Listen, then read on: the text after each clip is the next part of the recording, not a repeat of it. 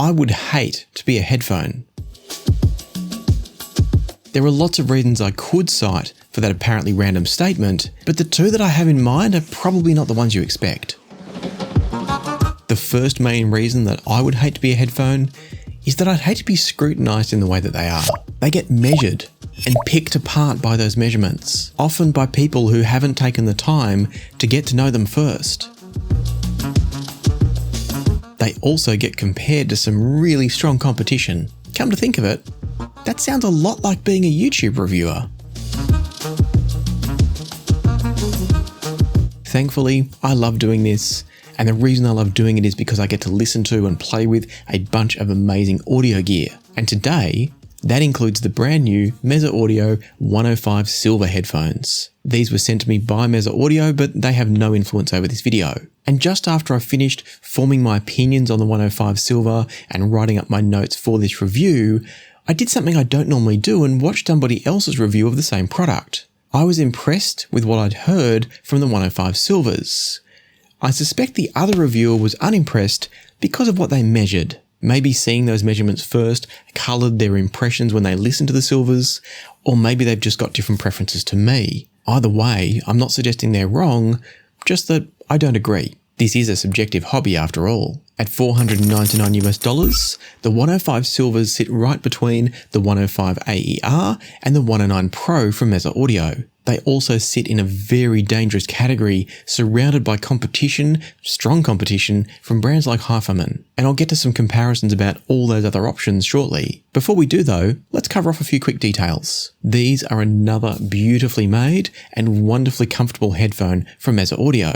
That shouldn't be a surprise at this point. I was a bit disappointed to see that these were only shipping with a 3.5mm terminated cable. In other words, there's no 4.4mm or 4-pin XLR there. And to me, that's a shame given the proliferation of 4.4mm sockets on so many devices now. However, the cable provided is at least a really nice quality one. And Meze state in the marketing that the cable has been provided with an idea of these being used in an on-the-go setting, despite the fact that they're open back. At the same time, the Meze 105 SILVAs come with a little USB-C to 3.5mm adapter, so I'm guessing that's kind of the sort of device they're expecting the SILVAs to be used with. The SILVAs are easy enough to drive thanks to their 42 ohm impedance and 112 decibel sensitivity, and that means you're going to be going deaf if you feed these with anything around 1 milliwatt or more. That's not a typo or a misspeak on my part. 1 milliwatt will send you deaf with these. Now, as a quick side note, if what I just said sounded like complete technobabble and you would like some help to understand the world of audio, maybe you're brand new to the hobby, I've got a solution for you. I've wanted to create a training program for ages now. It's mostly written, but there's a problem. It's impossible to balance the level of detail so that it never gets too complex, but it also has all of the information that you might need to get you started on your audio journey. What would be more helpful is a targeted system where you can ask exactly the question you need at exactly the moment you need it and get an answer. I do try to stay up to date on the YouTube comment section, but it's not always the best forum for educational content. And then in addition to that, as the channel grows, and thanks for all your help, it's going to get harder and harder for me to stay up to date with the comments. That's already happening, you might have noticed. The good news is now I've got a better option. I've joined Minect as an audio expert.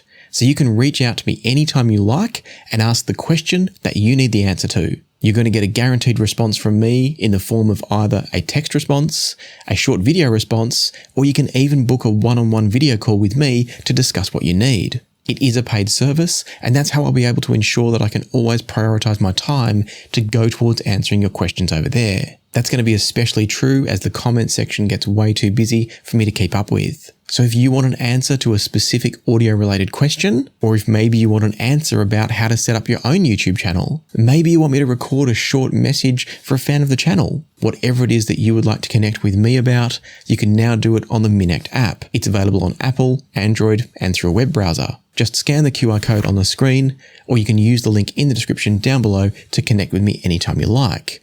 You can also just go to Minect and search for me, Lachlan Fennan. So I hope to see you over there, and more importantly, I hope that I can help you over there. But for now, let's get back to the main video. Compared to some of Meze Audio's other headphones, the 105 SILVAs now come with some new technologies. Features like a carbon fiber reinforced cellulose diaphragm, a titanium coated torus, which is the ring that goes around the dome and allows the dome to move back and forth to create the sound, and even a copper zinc alloy stabilizer ring that's essentially the piece that fixes the dome and the torus to the basket or the housing of the headphone. All of those are meant to come together to improve the sound of the headphones. As I've discussed before though, every brand has their marketing claims like this. Sometimes they translate to true improvements, sometimes it's just clever marketing speak. What really matters is how the headphone ends up sounding once it's on your head. With the 105 Silvas, the result of that test, putting them on your head and taking a listen, is in my opinion a wonderful sounding headphone. They deliver an excellent sense of detail and resolution, as well as a fairly spacious soundstage. Not gigantic, but definitely spacious. In other words, they're not going to throw a soundstage like an HD800, but they're far from claustrophobic either. Tonally, I find the Silvas to sound quite natural, but they do have a tiny bit of emphasis around the lower treble range of 2 to 3 kHz. They do also have Meze's kind of house tuning, which includes a bit of upper treble emphasis. But in the case of the Silvas, I feel like that's better balanced here than some of their other headphones.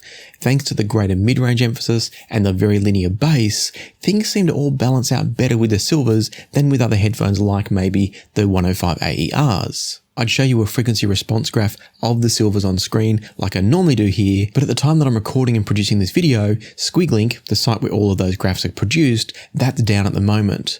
And so I do have some measurements. I'll share some measurements from my rig with no compensation and no targets applied, just so you can see some comparisons, but they might not be a direct correlation with the graphs you're used to seeing. So look at them in terms of how each headphone compares, not the perfect shape of each individual curve. What I hear from the Silvas is bass that is solid and well extended, and for the most part not enhanced in any way. There is a little tiny bit of emphasis through the mid bass, but it's not too much. And what it tends to do is bring just a bit of extra weight to vocals, especially male vocals from the Silvas. And I think that's how the tuning of the Silvas helps to balance out the lower treble emphasis and the high treble emphasis as well. On first listen, the Silvas are not a particularly exciting headphone, not in the way that the 105 AER or the 109 Pro is. To me, the Silvas have a more balanced tonality, and as I said before, it helps to prevent any of that slightly unnatural timbral quality that some other Meze headphones can get. I personally don't mind the upper treble emphasis from the Meze headphones, especially on a very refined headphone like the 109 Pro, but I do know that some people are much less a fan of that. And I think the 105 Silvas will suit those people better. To help you decide on that though, let's go through a couple of comparisons. Actually, a lot of comparisons. And I'll start with the most obvious one in the form of the Meze Audio 105 AER. As I've already touched on, the 105 AER delivers much more of that sense of upper treble emphasis when compared to the Silvas. Some people will therefore find the AERs to be a bit more fatiguing. Others will hear them as more interesting and more detailed. The AERs also bring singers, vocals, mid-range sounds closer to you, and so that does make them feel less spacious than the Silvas do. To my ears, the Silvas are both more tonally balanced and more refined sounding. It's obvious that they share the same DNA, but the Silvas just sound a bit more grown up, a bit more mature to my ears. And the same could be said about the 109s when compared to the 105 AERs. The 109s are more refined and more grown up.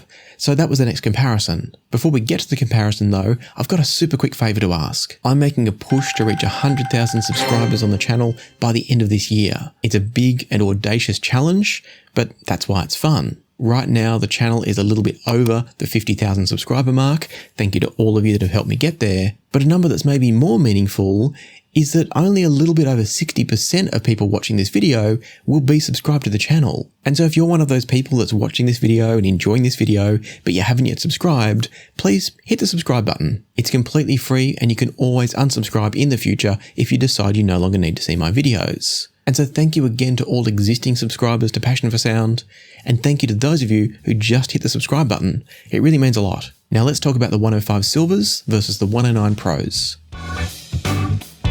These are surprisingly different sounding headphones despite sharing many similarities. The Silvas noticeably bring more presence and weight to the mid-range whilst pulling back on that sense of upper treble emphasis that I spoke about earlier. That's likely due to how the upper treble from the Silvas balances with the other frequencies that are a bit different compared to the 109s, because frequency response and perception is all relative. What surprised me more though was how close the 105 Silvas get to the 109 Pros in technical performance. The Silvas and the 109s sound about the same in terms of general technical performance and the sense of control and refinement in the sound. The 109s produce a sense of being more detailed because of that upper treble emphasis, but I don't think they're actually more detailed. In other words, I don't think it's about the technical capabilities of the drivers so much as just the tuning. Like with the 105 AER, the 109 Pro is also a more intimate sounding headphone. It brings the sounds closer to you than the 105 Silvas do. I'd say the AER is clearly the most intimate,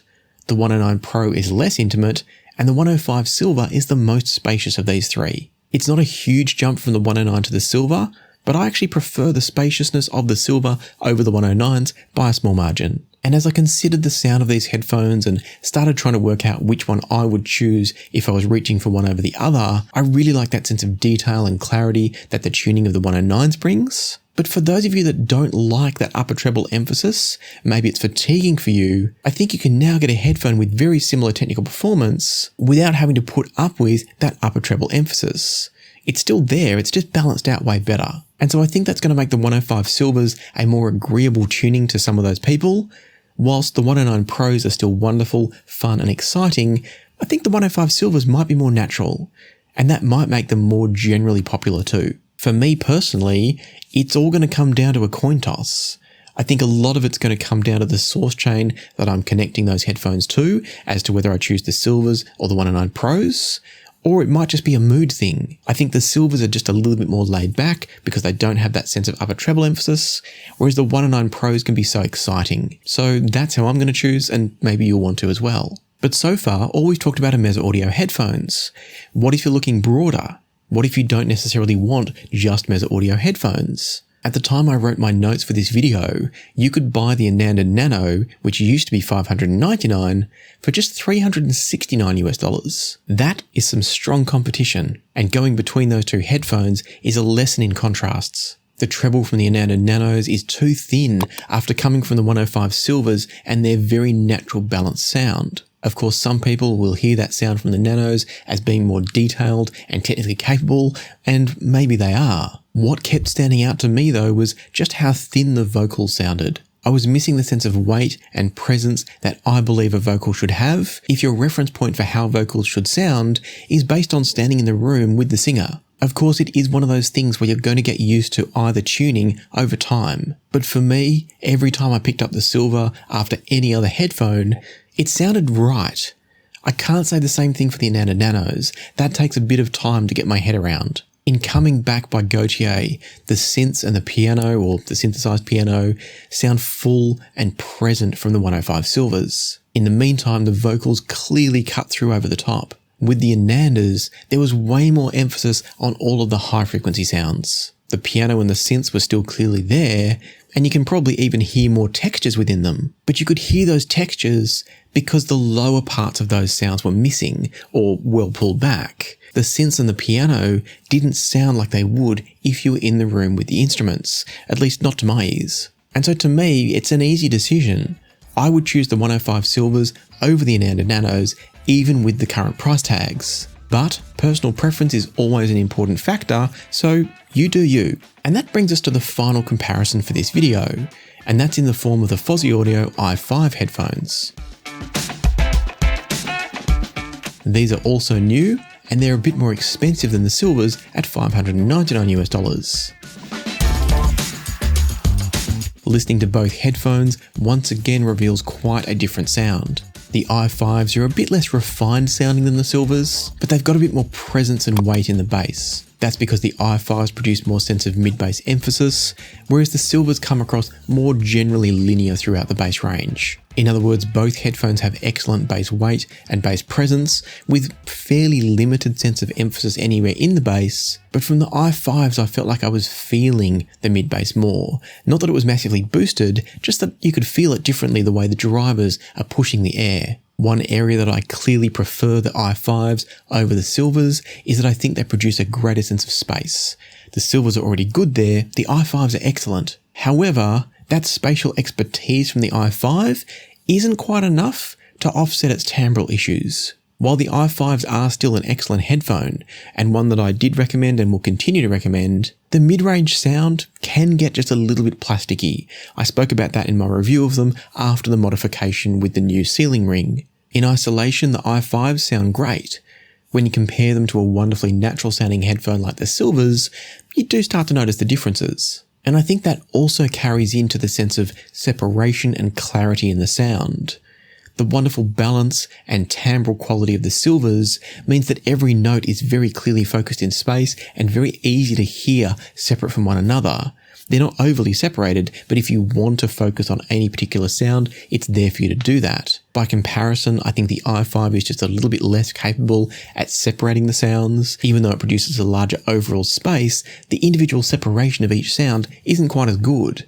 The i5 produces a slightly thicker sound overall, and it leads to a lesser sense of clarity and definition in all the individual sounds. Add to that the slightly unnatural timbre of the i5s, and it's the SILVAs that I would pick out of these two, I think every single time. I can't stress enough, both of these are excellent headphones. In fact, every headphone that I've talked about here is an excellent headphone, we're just spoiled for choice. Out of all of them though, and I'm not just saying this because they're new, check some of my other reviews if you want to see that it's not always about the latest and the greatest for me, but in this case the reality of it is that the 105 SILVAs, whilst also being new, also happen to be better than most of the other headphones here.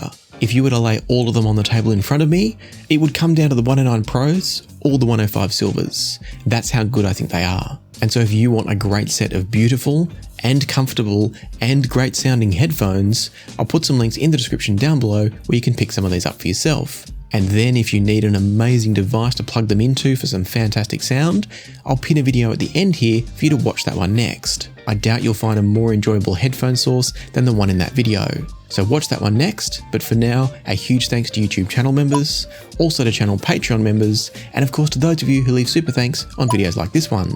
And until next time, happy listening, be kind to each other, and I'll see you here again soon on Passion for Sound.